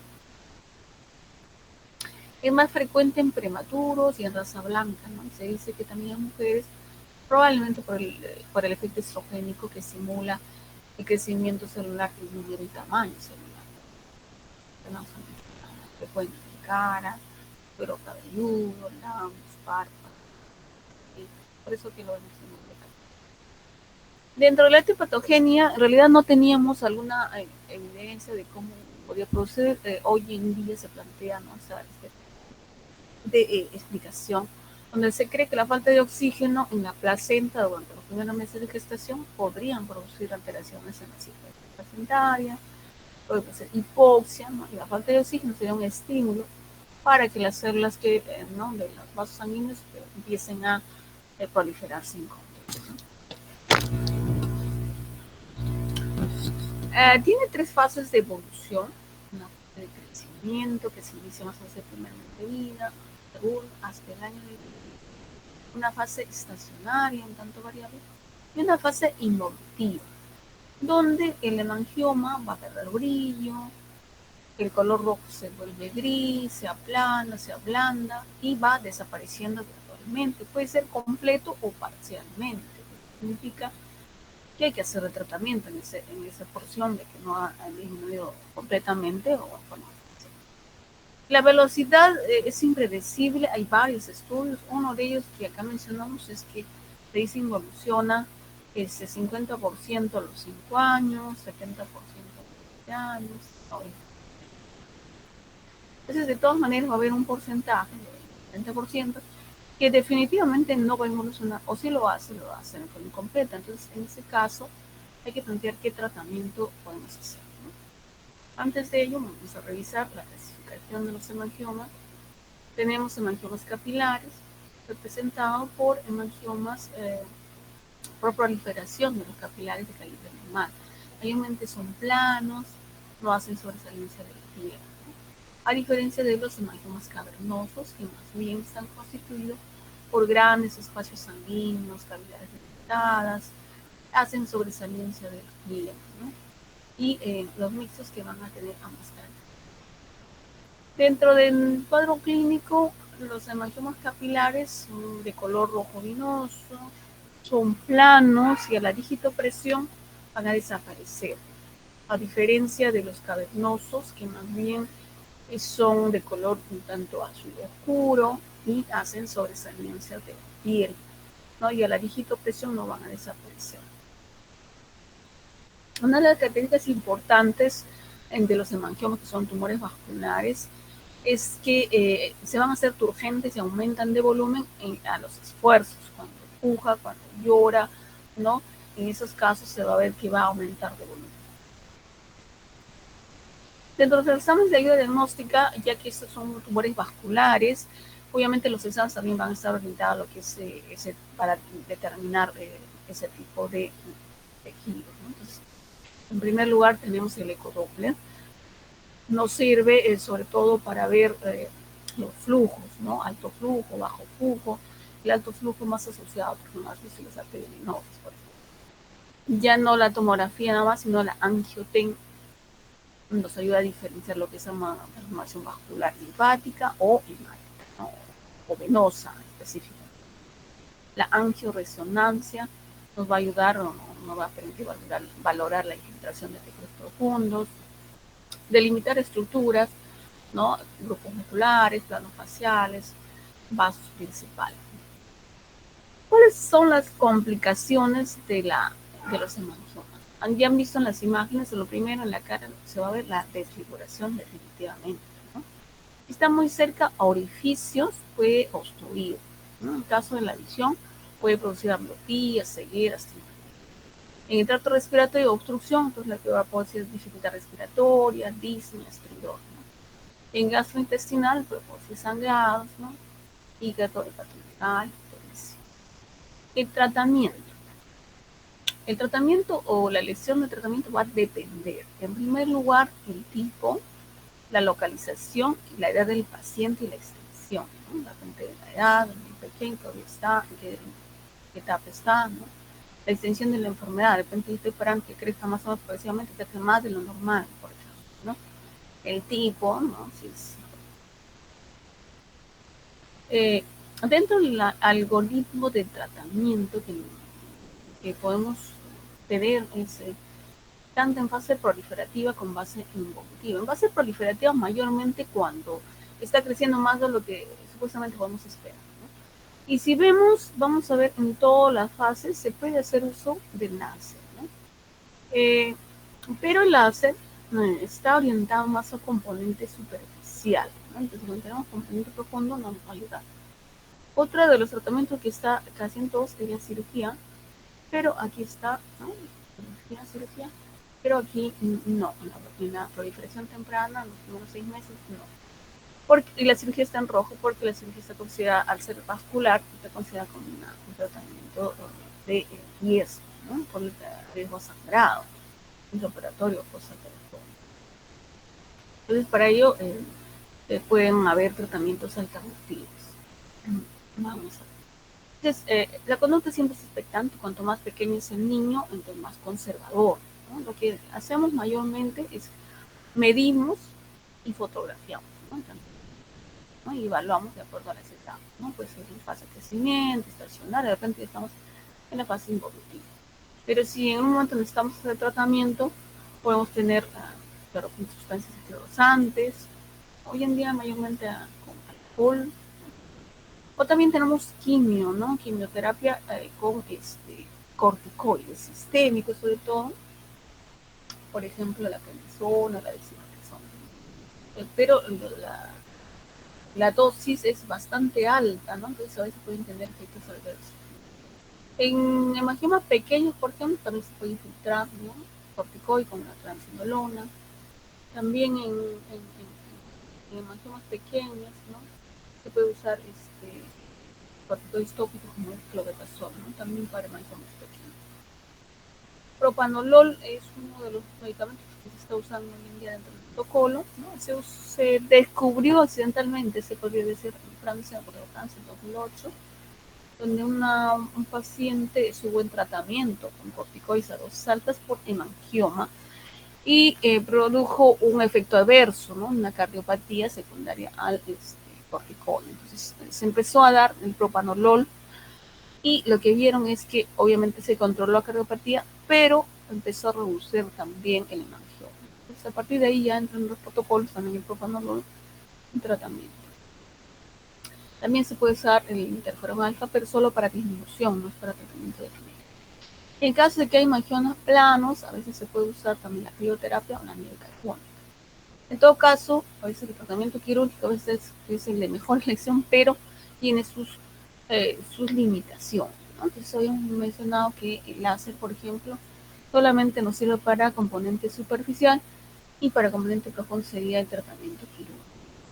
Pero está considerada un tanto peligrosa por el riesgo de sangrado intra, postoperatorio y proximidad de estructuras importantes. ¿En qué casos se puede indicar la cirugía? Por ejemplo, en orificios, ¿no? Obstrucción visual, vía aérea, pues está obstruyendo, la vía digestiva también, por obstruir. El cual está presentando sangrado recurrente, ulceración que no responde a tratamientos instaurados, compresión, ¿no? El ocular. De repente ya involucionó, pero ha quedado una cicatrización inaceptable, un residuo fibroadiposo tumoral, la piel quedó expandida, ¿no? Entonces también se puede identificar que también la extirpación es muy sencilla, en zonas anatómicas que no dejan secuelas, ¿no? Entonces se está sospechando de que de repente no sea un angioma involutivo, ¿no? Pasamos a otra patología congénita, es el linfangioma, que es una patología también un poco intravascular, pero del sistema hepático, ¿no? Donde se presenta una anomalía de crecimiento en la evolución normal del sistema. Vamos a ver que el 50-65% lo vamos a ver al nacimiento y el 80-90% definitivamente antes de los 2 años. Pero va a haber un 10%, 10 a 20%, y lo podemos ver a lo largo de la vida. Yo creo que desde ya es la única patología congénita que de repente lo vamos a encontrar en adultos, ¿no? Porque la patología congénita más lo encontramos en gente joven, hemos mencionado primera década, menores de la segunda, tercera década máximo. Pero esto podemos encontrar tal vez también en personas. Es más frecuente en el lado izquierdo, dice, ¿no? Tal vez en los hombres, por la tal vez ahí está el conducto torácico. No quiere decir que solamente están en cabeza, cuello, sobre todo en mente, sino vamos a encontrar en la axila, en mediastino, retroperitoneo, pelvis, abdominal. Pero el 75% las encuentra en cuello, por eso que lo realizamos en título. Existen 2 teorías sobre su origen, teoría centrífuga, origen de los vasos linfáticos se daría más en venas preexistentes, ¿no? Y la teoría centrípeta donde su origen sería independiente y luego se van. Lo cierto es que siempre van a estar muy próximas y que van a tener relación a los vasos. Es una falla congénita de los dotes linfáticos principales para establecer un drenaje en el sistema venoso. Histológicamente, el revestimiento interno son cavidades constituidas por endotelios, ¿no? Mayormente a veces constituidas en el posterior de son cavidades muy binoculares que siguen produciendo líquido linfático. Hay 3 tipos, un quístico, el angioma cavernoso y el angioma mixto. El quístico es una sola gran cavidad, ¿no? Que va a producir el líquido linfático. En el cavernoso que hay múltiples cavidades, ¿no? Y que van produciendo también líquido linfático. Dentro del cuadro clínico, masas blandas, muy blandas. Tamaño puede variar, ¿no? Y lo que sí es importante es, la consistencia es más o menos como un globo, ¿no? Lleno de agua, más o menos parecido, es la característica. Y una característica importante es que si uno pone la luz, la fuente de la luz, la linterna, va a transiluminar, ¿no? Esa es una de las características más importantes. Eso sí, si se infectan o tienen trauma, pueden crecer rápidamente. No son turgentes a los esfuerzos, a diferencia de vasculares, ¿no? El diagnóstico diferencial también con todos los tumores que vamos a encontrar en el cuello, en profundo, quistes bronquiales, linfangiomas, quistes de glándulas salivales, que son muy parecidos, la consistencia es muy similar, ¿no? Dentro de las complicaciones obstructivas mayormente podemos ver la vía respiratoria, ¿no? Hay que hacer traqueostomía, y dentro de esa teoría diagnóstica, ecografía, nos va a informar de una naturaleza quística. La tomografía con sustancia de contraste, ¿sí? Para delimitar estructuras vitales, y el VAC solamente para corroborar que sea contenido linfático. Diagnóstico diferencial con linfomangioma, segmento cerebral mayor, que es muy parecido en la consistencia. En cuanto al tratamiento, bueno, cirugía o escleroterapia. Como hemos mencionado que en el cuello, si son los márgenes grandes, pues secar, extirpar o sacar ese tipo de patologías realmente lleva muchas complicaciones. Tiene alto riesgo de complicaciones postoperatorias, entonces pues puede orientar una actitud conservadora. Dentro de la actitud conservadora, ¿qué puede ser? Vamos a ver más. Entonces, dentro del quirúrgico, aparte de ser muy laboriosa, porque hay que conservar todas las estructuras del cuello, no está exenta de riesgos y complicaciones neurológicas, ¿no? Entonces, tenemos complicaciones postoperatorias 30%, mortalidad hasta 5%, es bastante alta. Secuelas de conmoción nerviosa 30%, también bastante alta. Y aún así vamos a tener recidivos de hasta el 52%, que también es. Entonces, se ha planteado tratamientos alternativos con sustancias interesantes. Una de ellas, ¿no?, se probaba en otros países, es el OK432, ¿no? Aquí, bueno, no sé si haciendo tratamiento. Y aquí podemos ver los resultados, ¿no? Creo que hoy acá se están intentando con otras sustancias, ¿no? Pero esos son datos de otros países. También tiene sus complicaciones, también tiene sus indicaciones, sus contraindicaciones, ¿no? Pero ahí se puede ver que con la escleroterapia pueden ver buenos resultados, ¿no? Vamos a ver a otra enfermedad congénita, la fisura labiopalatina, ¿no?, donde van a estar afectadas el labio, el rebordo alveolar, el paladar. No necesariamente todas van a estar comprometidas, pueden estar comprometidas independientemente, labio, paladar o todo completo. Vamos a ver las imágenes, ¿no? Ahí está. Fisura del labio incompleta izquierda, no solo labio, ¿no? Fisura del labio y rebordo alveolar izquierda. ¿Bien? Fisura del labio derecha, fisura del labio y rebordo izquierdo, fisura del labio y rebordo incompleta, fisura del labio y reborde izquierda incompleta. Y acá una fisura del labio y reborde bilateral incompleta. Aquí está conservado todo el labio, pero el paladar blando está completo. Fisura bien.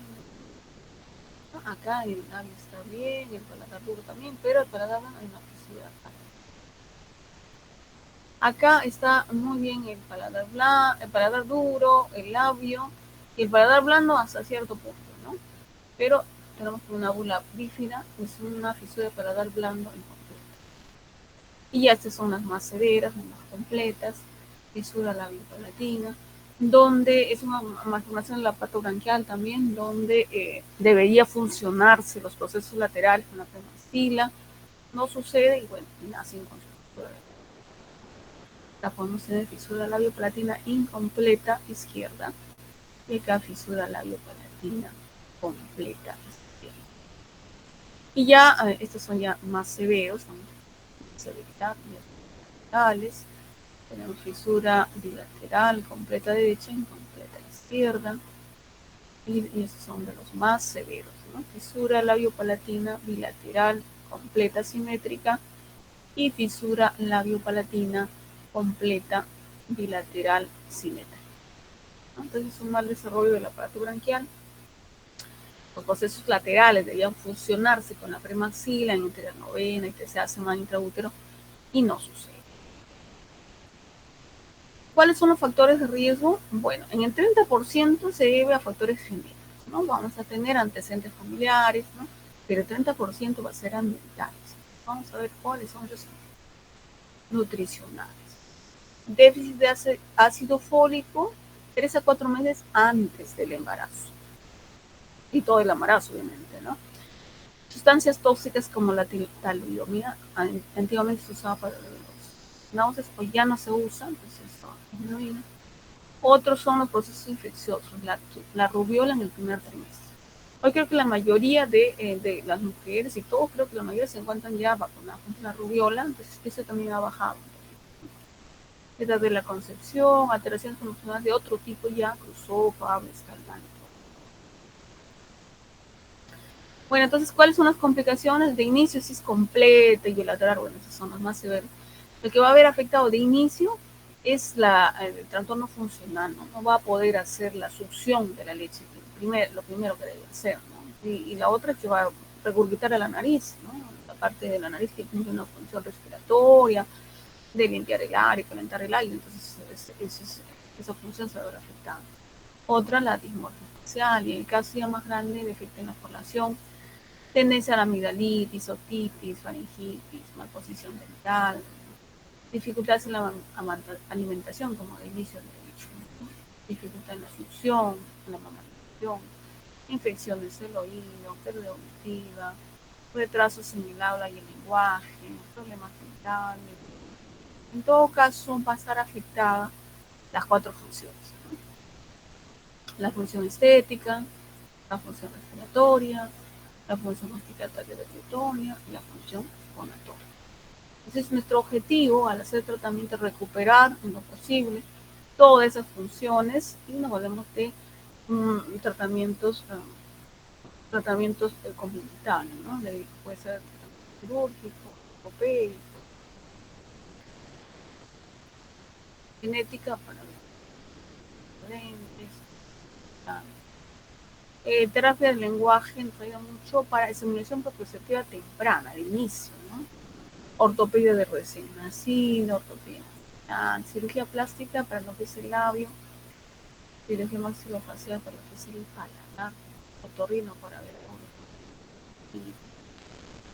Entonces, de inicio, por ejemplo, el niño no puede alimentarse, no puede hacer la succión. Entonces, muchas veces tenemos que darle una tetina ortopédica, la lactancia materna, ¿no? Que son unas tetinas anchas, con el fin de que haga una oclusión y pueda succionar, ¿no? Pueda alimentar. En algunos casos es tan amplia que hay que confeccionar este expresor palatino, ¿no? Aquí se está tomando los modelos, aquí está el modelo y aquí ya está reproducido el oclusor y acá ya usando, ¿no? Pues ya puede alimentarse, puede limitar lo que es la nariz y la boca, un tanto artificial, pero ayuda bastante, ¿no?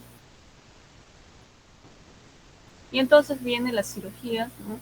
La queloplastia, que es la cirugía del labio, que se recomienda a los 3 meses, ¿no? Donde la técnica de hilar es la que da por resultados, deja un labio largo, bien conformado, a nivel del arco de cupido y la cabeza, la queloplastia, así.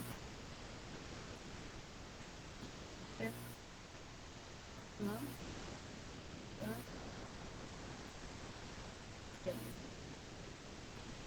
Y ya a los 18 meses, 2 años de edad, ¿no? Lo que se puede realizar ya la cirugía de paladar, ¿no? Para dar blando, paladar duro, ¿no? Que puede ser estafilografia, ¿no? Para dar blando, o paladar duro durante la cirugía, ¿no? Bueno,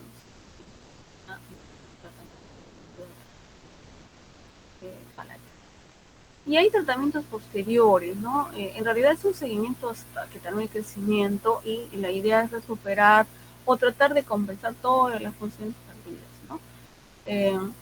Pueden derivarse de cirugías adicionales como el labio, la nariz, el paladar, que han terminado su crecimiento, ¿no? La idea siempre es conseguir apariencia y hablar lo más cercano.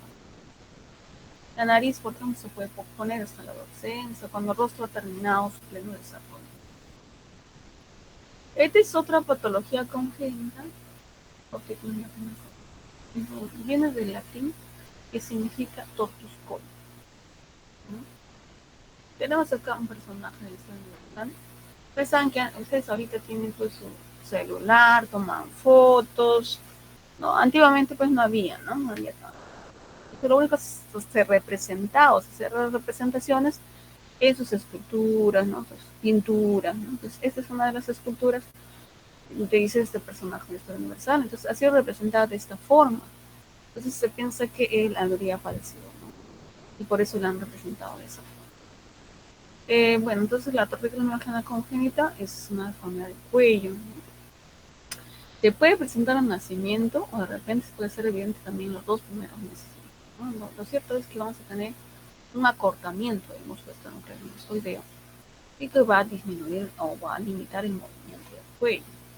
Y en cuanto a las teorías de la etiopatogenia, bueno, hay varias, ¿no? Uno dice que la posición fetal desde ya que es hacia el lado derecho, ¿no? El feto podría comprimir a la pared uterina, isquemia y bueno, fibrosis y acortamiento. En otro momento podría ser, se dice que ya hay una alteración vascular del músculo, hay un sangrado, fibrosis, regeneración y acortamiento. Y la otra podría ser en algún momento, ¿no? De repente, de nacer, algún tramo obstétrico, algún sangrado, hematoma, cicatrización del músculo y disminución del movimiento, ¿no? Lo cierto es que vamos a tener la cabeza inclinada hacia el lado contralateral, el mentón hacia el lado contralateral, limitación del movimiento, ¿no? Y de inicio, los primeros meses lo que vamos a tener es una masa. En los primeros meses, sobre todo, podemos encontrar una masa en el cuello, y mayormente a veces nos interconsultan porque hay un tumor en el cuello. Una masa firme, no dolorosa, y lo que vamos a ir viendo es que va a ser reemplazado por tejido. Mayormente se dice que está en el lado derecho, probablemente por la posición fetal, ¿no? El 75% dice que puede ser ahí. ¿No es cierto? Hay que hay limitación a la movilidad, hay asignación. Y dentro de los exámenes de ayuda diagnóstica tenemos ecografía para ver flujos, radiografía, ¿no? Para ver anomalias de huesos, y la resonancia magnética para obtener imágenes de otros tejidos y órganos, ¿no? Ahora, ¿cuál es el tratamiento? Afortunadamente, el tratamiento para la tortícolis congénita de inicio, pues si se hace el diagnóstico precoz, es la fisioterapia. El 90% se va a conseguir la corrección con fisioterapia.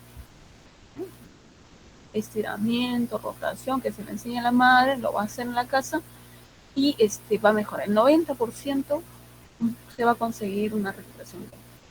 Tratamientos posturales, como colocación del bebé en posición opuesta al patrón adquirido, colocar la cuna muy cerca de estímulos de luz, fuente de luz o sonidos, ¿no? Entonces, vamos a tener que el 10% no va a responder o de repente responde en forma parcial. Entonces, solo en esos casos requiere tratamiento. ¿Y qué tratamiento podemos ofrecer?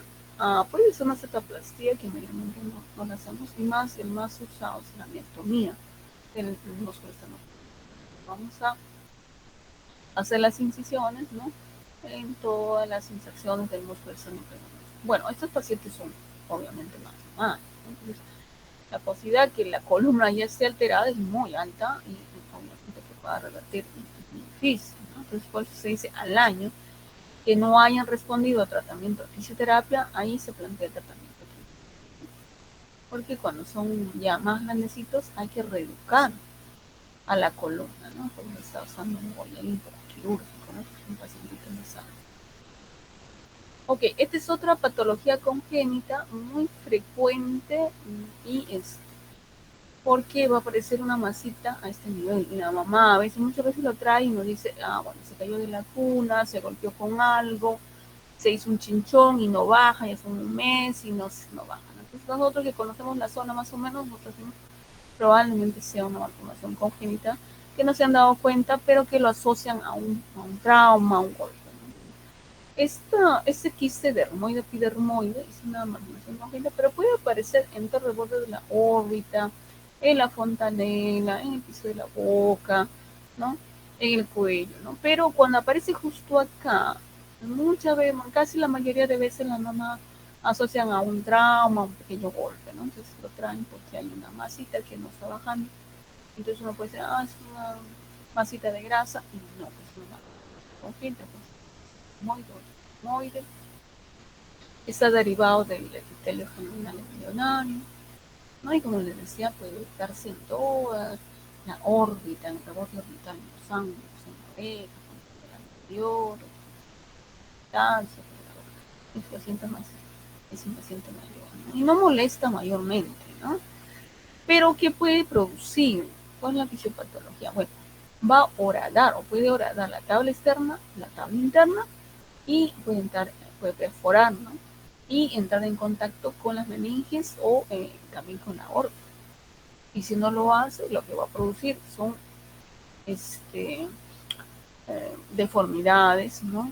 Antiestéticas, por eso que da tratamiento aparte de la lengua.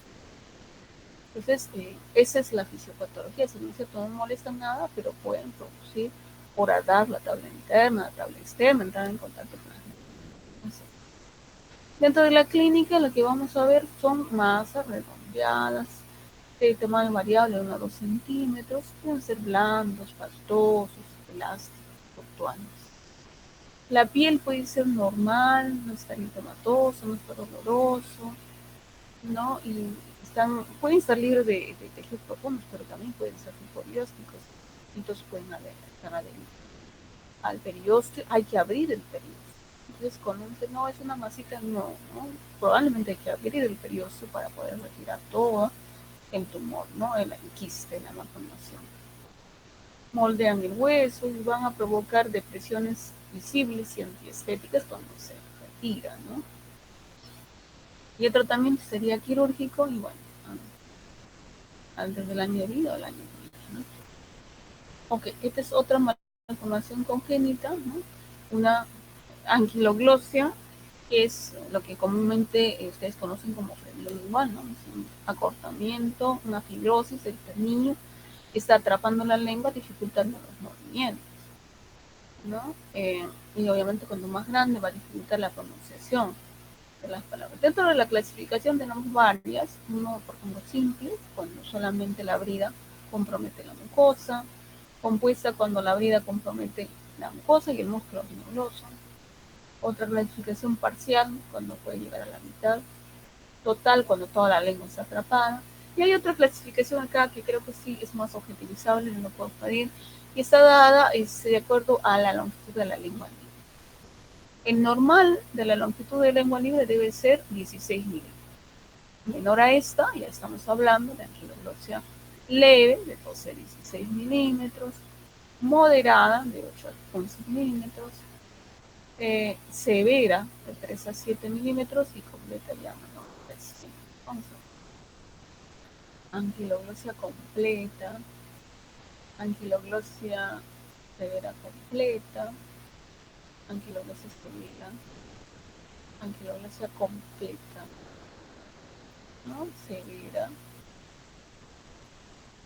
Y bueno, ¿qué problemas nos va a traer esta, ¿no? Importancia clínica? Bueno, de inicio al nacimiento nos puede alterar la absorción y la deglución y puede dar dificultades al amamantamiento. Y más grande nos puede alterar en la pronunciación, ¿no? Especialmente las consonantes dentolinguales, no solo la R, la T, la D, la L, la N, ¿no? Lo que más conocemos es la R, pero no, las otras consonantes también pueden ser, ¿no? Problemas mecánicos, ¿no? Dificultad de la autolimpieza de la boca. También se plantea de que podría estar estimulando el crecimiento de la mandíbula, nos va a dar neuronitis mandibular, mordida abierta. Indicaciones de tratamiento quirúrgico. Si el niño es pequeño y tiene dificultad para amamantar, el tratamiento debe hacerse, ¿no? De inicio, ¿no? Pero si todavía tiene posibilidad de alimentarse, puede ser antes de, ¿no? Antes de los 2 años, antes del inicio de la etapa escolar también se puede iniciar tratamiento. Entonces, aquí juntamos una anquiloglosia completa, severa, ¿no? Y bueno, dentro de las técnicas quirúrgicas puede ser una frenectomía que se hace más cuando pues, son niños pequeños o recién nacidos, y mayormente hacemos la miotomía y mioplastía de ginegloso cuando son más grandes. Y esto solo para que tengan una idea, esto sí es más de los 9 años, es un cráneo labial superior y va a producir eso que se hace en la separación. Esto sí no se hacen pequeños, mayor de 9 años, ¿ya? Solo para que tengan en cuenta que también hay cráneo labial superior, cráneo labial inferior. glossoskisis, microglossia, macroglossia, en fin, ¿no? Es uno más. Esta es otra malformación congénita, una fístula preauricular, malformación del aparato branquial. Puede asemejar un segundo conducto auditivo, ¿no? ¿Qué problema nos puede traer? En algunos casos no suele traer ningún problema, ¿no? Debe haber pacientes seniles y que al hacer el examen podemos ver las fístulas. Hemos preguntado si han tenido algún problema y no, mayormente no han tenido ningún problema. Pero, ¿qué puede producir? Bueno, lo que puede producir es esto, ¿no? Infección, puede producir absceso. Si hay infección, hay que tratar la infección, y si hay absceso hay que drenar el absceso definitivamente y tratar. ¿Sí?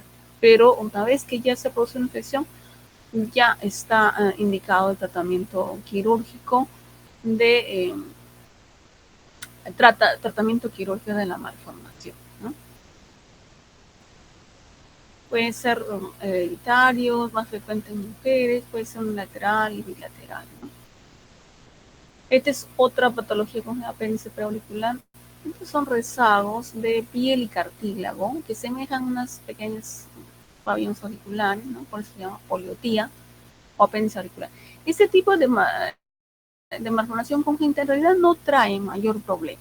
Mayormente se operan por cuestiones estéticas, las mamás lo traen antes de inicio de la etapa escolar, y en algunos casos hemos tenido pacientes adultos que nunca les ha molestado y que, bueno, ya en la edad adulta prefieren hacerse la cirugía, ¿no? Mayormente no da gran problema. Puede ser unilaterales, bilaterales, más comúnmente en niños, y se quitan mayormente por razones estéticas. Eso sí pueden estar asociados a otras enfermedades, a otros síndromes, ¿no? Tratamiento quirúrgico exclusivamente estético, ¿no? Hay otras patologías congénitas como el seno branquial, ¿no? Con malformación del aparato branquial, y mayormente se operan por cuestiones estéticas o de repente para evitar sus infecciones.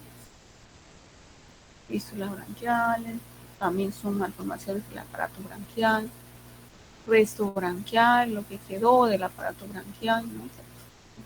Bueno, y acá tenemos un calendario, un resumen más o menos el calendario, como en qué momento se puede optar por el tratamiento, ¿no? Anquiloglosia, habíamos mencionado, si el niño al nacer no puede alimentarse, de inicio se puede hacer tratamiento. Pero si ya pasó esa etapa y se alimenta bien y todo, para evitar que tengan una alteración en la pronunciación, las consonantes, la D, la T, la I, la R, al inicio de la edad escolar también se puede indicar el tratamiento.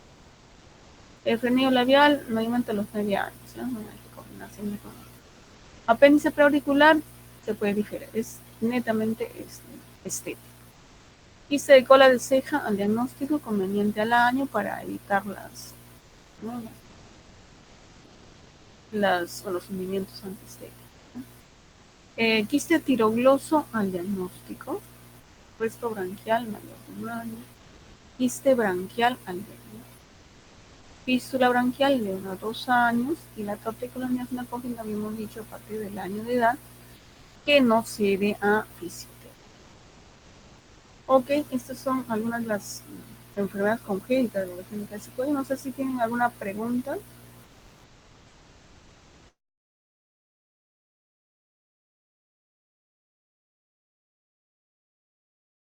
¿Ninguna? Doctora, yo tengo una consulta, disculpe.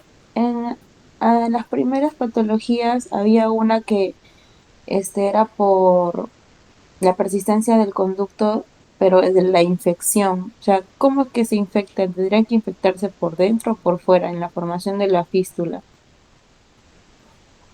Ya, sí, el conducto tirogloso. Lo que pasa es que el conducto tirogloso es un conducto que permanece virtualmente abierto. Entonces, no, al nacer no se ve, no se puede ser viable. ¿En qué momento se hace viable? Mayormente en un proceso respiratorio, una faringitis, una amigdalitis, pero una faringitis y una amigdalitis puede ser viral, no necesariamente bacteriana, ¿no? Entonces, en ese caso va a aumentar de volumen, mayormente está asociado ahí, ¿no? A un proceso infeccioso. Y se queda ahí la masita y no desaparece. Ya pasó un mes, 2 meses, no desaparece y ahí quedó, ¿no? Pero cuando se infectan, estamos hablando más de procesos bacterianos, ¿no? Como es un conducto que hay una conexión realmente, entonces por ahí pueden ingresar bacterias, ¿no? Y puede procesar una infección, ¿no? Y un absceso también, ¿no? Y, o puede drenarse espontáneamente, porque un absceso se drena espontáneamente, o si uno ve que está enrojecido, está caliente, ¿no? Está en un proceso infeccioso, hay que drenarlo, hay que hacer un corte y hay que drenar. El problema es que un drenaje de un absceso común y vulgar y silvestre termina el proceso infeccioso, el tratamiento antibiótico y va a cerrar, va a curar. Lo que pasa es que en eso va a proseguir con su secreción mucoide permanente. Entonces, de eso estamos hablando ya una fístula del quiste tiroides, ¿no? Ah, ya. Gracias, doctora. No sé si respondí a tu pregunta.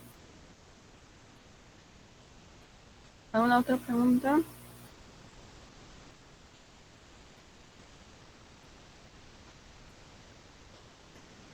Bueno, si no hay más preguntas, vamos a terminar ahí. Gracias. Gracias, doctora. Gracias. Ok, gracias a todos.